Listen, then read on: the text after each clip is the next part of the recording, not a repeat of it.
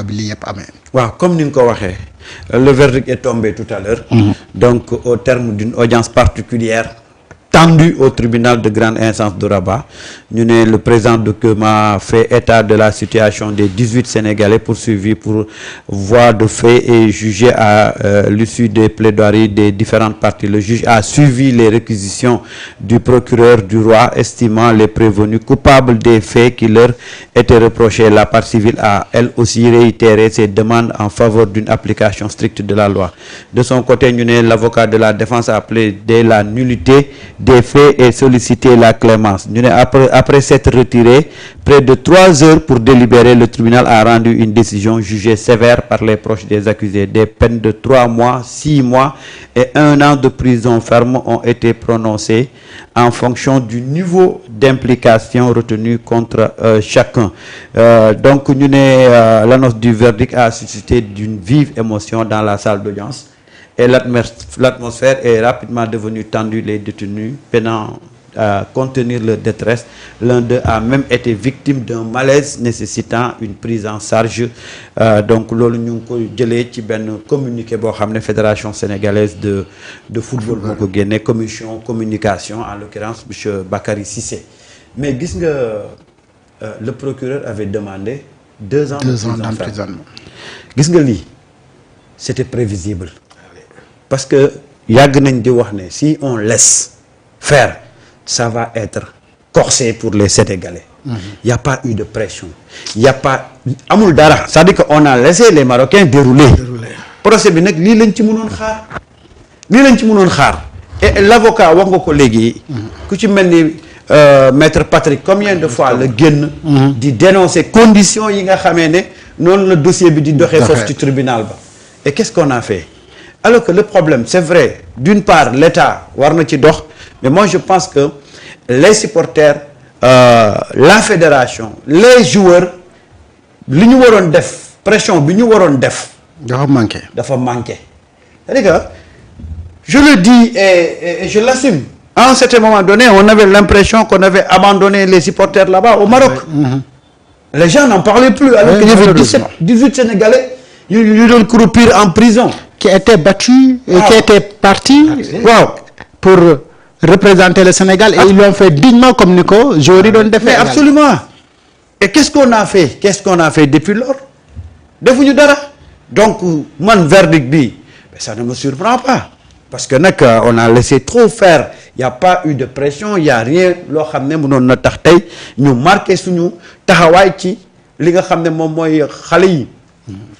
Maintenant nag il faut continuer à faire la pression. C'est pas encore trop tard et que ça demande l'implication de nos autorités, mais de la fédération, des supporters, mais surtout des joueurs. Parce que joueurs yi aussi mën nañu fa ñu nekk ku ci nekk nga def sa benn vidéo. Et puis tu dénonces, tu fustiges. Les autorités fédérales à leur niveau nañu dem saisir la FIFA parce que nag compétition bi ak incident yi mu ngi amee ci biir stade bi te foofu la FIFA était responsable. C'était sous l'autorité de la FIFA. li ci des nag mooy les supporters. Mais ils n'ont qu'à organiser benn rassemblement pacifique ici à Dakar au niveau de l'ambassade du Maroc pour réclamer à ce que nos fils quand même ñu libérer leen. 1 mois c'est trop. ñu tegal leen ci nag dóor leen ay peines yoo xam ne c'est entre 3 mois 6 mois et 1 an. Vous voyez un peu. Trop, c'est trop sévère. C'est trop sévère. C'est à la limite. Kenn mënu la ko wax quoi. Mais les autorités sénégalaises ban attitude la ñu war a am face à cette situation par rapport ak Maroc bi nga xamante ni dañu mos a jàpp ne suñu digg ak moom ñaari dëkk la yu ratax yu nga xamante ni pour des faits de jeu wax dëgg yàlla kenn xaarul woon lii. Mais da ngay convoquer l'ambassadeur du Maroc da nga koy convoquer mu ñëw nga toog wax ak moom lu leer c'est ça. te am na dëkk yu mu doon def waxuma dara sax mais dañuy convoquer seen ambassadeur sax mu ñëw toog fii ba keroog ñuy régler ambassadeur du Sénégal bi nekk Maroc mu ñëw. Bien sûr. waaw mais ça va am na yoo xam ne c'est une question d'autorité. C'est une question d'autorité. mais bu fekkee ne nag dañ leen bàyyi noonu ñu mel ni ay doxandéem mais voilà li ciy suivre. tu vois que le verdict est très sévère ci ñoo xam ne ci biir stade bi lañ nekkoon doon supporter fa la incident yi amee Ah. Et puis ku ñu ñëw di bu ndoxatal nga résister. Mais où sont les Marocains qui ont saccagé le restaurant sénégalais là? Ana Marocains yooyu te ñoom ci biti lañ ko defee ca mbedd ma. Voilà donc c'est vraiment injuste. Alors honorable ban jàngat ngay def ci verdict bi ak procès bi ni mu tëddee du début jusque là fi ñu toll verdict bi daanu am ñu ñuy condamné de 3 mois 6 mois ba 1 an d'emprisonnement ferme ak ban posture la état bu Sénégal war a am face à cette situation des fils sénégalais yu demoon supporter ci seen équipe ñu jàpp leen tëj leen ba pare atte leen atte bu sévère. C'est vrai, je pense à des compatriotes Boubou Sow maire depuis la France ak ñoom Sakoura Badiane. Bàcc dafa xam lu am solo. Le verdict mënoon na sax metti ñu ne ce sont les avocats ñu ko demandé. Et quand c'est le ministère public avec toute la diplomatie bi ñu wax. ñu xam donc ça c'est les autorités marocaines. Oui, effectivement. mënoon na nekk des avocats ñu demandé ko mais quand c'est le ministère public. C'est la diplomatie moo demandé ces sanctions te sanctions yi moo gën a grave c'est-à-dire que la diplomatie marocaine n'a pas joué le jeu. absolument. Et qui avait demandé 2 ans. 2 ans avec des 800 et quelques millions de francs. Ça veut dire quoi? sama gëm-gëm on doit convoquer notre ambassadeur au Maroc mu ñëw. moom qui a suivi toute cette histoire là mu rendre ñu compte parce que y a eu des démarches diplomatiques ah Sénégal xam nga Sénégal loo ci mën a wax suñu autorités yi on a fait confiance. seen dëkk la il y a eu c'est pas des hooligans. mais ils ont nag qualifié. ils ont ça loolu du hooligans ils étaient sur le ñu ngi woon ci tribune bi incident am na am ñu leen provoqué ñëw di xeex ak ñoom. suñu joueur yi ne ci feuille de match bi am des corps étrangers yuy attaqué suñu joueur. ba léegi ñëpp gis nañu leen di dóor ay chaises. donc incident la en court moment qui n'a même pas duré quelques minutes. mu jeex après ñoom ils ont saccagé des biens des Sénégalais. Tout à fait. À un moment donné donc loolu c'est sur le plan diplomatique la diplomatie sénégalaise a joué son jeu a joué le jeu mais la diplomatie marocaine à travers le ministère public n'a pas joué le jeu.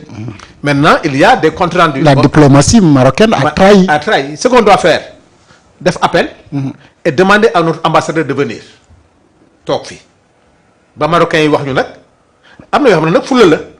il faut pas qu'on sacrifie quand même ces gens-là mun ñu ko def marocains yi coupe bi bu leen jaralee lii les relations entre le Maroc et le Sénégal là le Sénégal nag am fulla taxaw ces garçons-là kenn du leen sacrifier jamais. loolu moom je demande aux autorités sénégalaises def nañu lu ñu war a def. mais day tollument boo xam ne nag. il faut maa ngi dégg ñu naan agir ils n'ont qu'à venir purger la peine fii non dañ dut nangu condamnation yooyu parce que aussi il y a eu des dégâts yi nga xam ne ñoom def nañ ko maintenant moi les recommandations yi daal mooy ils sont libres ils sont souverains d'accord nañu woo suñu ambassadeur mu ñëw toog fi Sénégal ñu régler li ñu war a régler avec la partie marocaine parce que maintenant ce n'est plus maintenant du domaine nangam ou bien suivant leur constitution ñu def ay kii de grâce génne leen bàyyi la ñu ñibbisi. ñun amuñ lu ñu ut foofu mais l'essentiel ils ne vont pas accepter qu'ils purgent leur peine là-bas moom. loolu moom on n'a qu'à faire appel et demander à notre ambassadeur quand même de revenir dans ce pays. mais je pense que l'État du Sénégal doit réagir. Parce que situation bi nii moom aussi warul toog rek di seetaan. démb barki démb ministre des Affaires étrangères ñëw na fa. Le thème c'était sur les accords avec la Guinée sur le plan de la sécurité. avec la Gambie pour ay coopération judiciaire. Mais tout le débat c'était sur les supporters sénégalais. ku ko suivre tous les députés qui ont pris la parole ils ont interpellé le ministre des Affaires étrangères fàtte nañu sax. sur le indi ministre bi. mais il parle plutôt de. non dama ne député bu jël parole. sujet bi ñaare ci wax u ñett ñëpp ils ont parlé de nos supporters am na sax ku nekk Dagana dans les entre côté yooyu il a dit que heureusement la coupe n'est pas venue là-bas. parce que dafa am seen benn doom bu fa nekk boo xam ne dañ ko téye. te ñoom ils sont très en colère heureusement que la coupe n'est pas venue là-bas bu coupe bi ñëwoon foofu rek ñu rëccu ko Il y a même des gens qui avaient dit que sax waruñu woon sax def tournée bi. Donc Ouais. pour te dire que ne actuellement le peuple sénégalais li ñuy demander le gouvernement mooy maintenant c'est un problème maintenant entre c'est un problème diplomatique leneen justice def na li muy def pare. On n'a qu'à faire appel et demander maintenant à notre ambassadeur de revenir et de nous rendre compte. Ouais. S'il doit être entendu par le Parlement ñu entendre leen entendre ko laaj ci et puis là parce que les clubs d'amitié il faut mu servir. Ouais. À l'Assemblée nationale il y a le club d'amitié Sénégal-Maroc. fii nag le club d'amitié di am sansam. Le président de la commission club d'amitié Sénégal-Maroc au niveau du Parlement ak tous les membres bu jaree ñu dem Maroc rencontrer au niveau du Parlement marocain leur homologue wax ak ñoom parce que nag les parlements c'est les parlements des peuples. Ouais. Gouvernement bu defee nag il faut que maintenant on interpelle le président de la commission du club d'amitié parlementaire Sénégal-Maroc ak ñëpp et puis au-delà de ça même sur le plan religieux. Au niveau de la diplomatie religieuse aussi. ñëpp jóg. Ouais. suñu mbokk lañu suñu frère la ñuy waxtaan nañu jubóo il y a des Sénégalais qui résident là-bas on ne veut pas les mettre en danger c'est vrai mais Marocains yi nag. ñoom Ou bien- ils ont beaucoup d'intérêt aussi au Sénégal. non, Mais personne ne plus- s'attendait à cette situation là. non li ñu am fii dafay quoi. li ñu am fii sénégalais amuñ ko foofu. di am dara foofu ay Sanu Dior nag ay Samba Ndiaye fa nekk di. yor ay restaurants yu ndaw yor ay coiffure fii, petit commerce. ay c'est toute entreprise. une économie. nañ fi am. ou bien ay frères lañu ay mbokk lañu ñu def réewu jàmm. kenn deewu fi kenn yàquloo fi bu amee ñu yàqule ce sont les Sénégalais. coupe bi jeex na nañu accord l'équipe féminine doit aller jouer là-bas ci fan yi pour la coupe d'Afrique quand même des filles muy beneen enjeu jar na sax ñu bañ a déplacer wu. boycotté ko ba carrément. donc cela veut dire que. pour wane suñu désaccord. d'accord il faut que le peuple chérifien ñu xam ne sport la c'est pas du hooligans. am na lu comme fa ñoom xew ñu ko qualifié d'ailleurs. moom la ñu qualifié même j'ai malheure- vu la ñu qualifié te xam nañ lan mooy hooligans. malheureusement. malheureusement xam nañ lan la. poursuivi pour hooliganisme. hooligans xam nga loolu c'est extrêmement grave. parce que loolu c'est. waaw. non parce que dafa am ay textes yu koy régir. waaye ci loolu lañ bëgg a basé wu te xam nañ lay du. et que foofu peine maximale bi mooy 2 ans yi nga xamante ne moom la ministère moom la ñu public demandé bi di moo tax demandé. ñu cela veut dire que ñii ils n'ont pas respecté la diplomatie. Ouais, parce que bu ñu yemoon rek ci ay faits de jeu Non, tout faits de simplement jeu. dañ leen di bàyyi ñu ñibbi. waaw.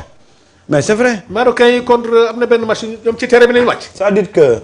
ban match la woon. xam nga mooy li ma lay wax rek Argentine xaw ma lan. seen manque de fair play. Ils sont pas fair play, hein. moom moo génnaat ci verdict bi tey. il n'arrive pas à digérer Ils sont cette pas fair défaite play, cette c'est ça la défaite là. vérité. Ouais. def xoolal loolu rek moo leen métti. te moom moo feeñ tey ci verdict bi. Verdict bi c'est quand c'est le procureur qui demande. waaw.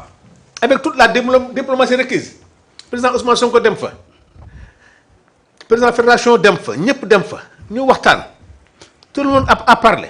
surtout pour une organisation moo xamante ni cela ne concerne pas Maroc. Maroc quand même oui.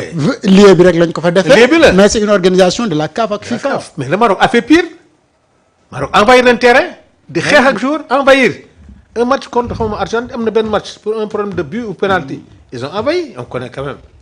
Donc le problème c'est quoi lii daal la vérité le gouvernement n'a qu'à appeler notre ambassadeur mu ñëw toog ñu wax ak ñoom bu ñu bëggee jàmm ñu def ko bu dee nag ils veulent autre chose ñu xool mais on ne va pas sacrifier quand même que le 12e gaynde.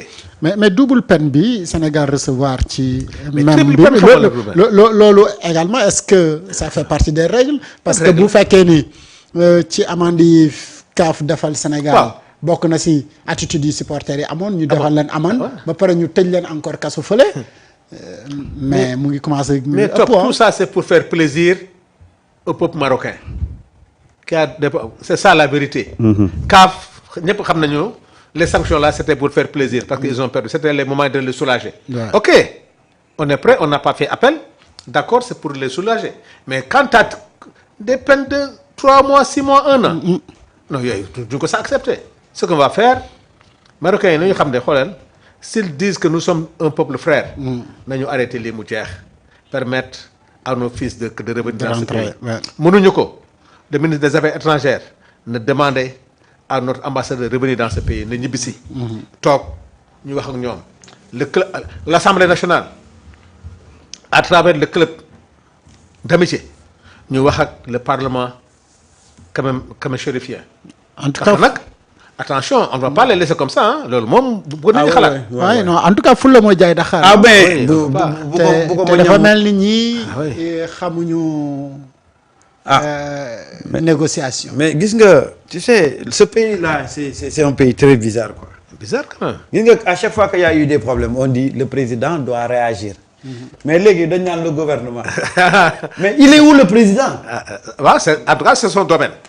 Quand c'est une question diplomatique, ouais, c'est ça, le c'est président qui doit régler ce problème-là. Ouais. Mettons le gouvernement de côté. Aujourd'hui, c'est le président qui doit régler est-ce ce que problème. moom depuis affaire bi am ba léegi yéen a si yàgg. Ah man de dama ci yëguma ko fu mu ci yàbbi ci c'est de. vrai de moom rek moo ci mën dara nag. waaw fii moom. waaye nag ñun dañu topp boobu ba tey le gouvernement non c'est pas le gouvernement c'est le président qui doit réagir.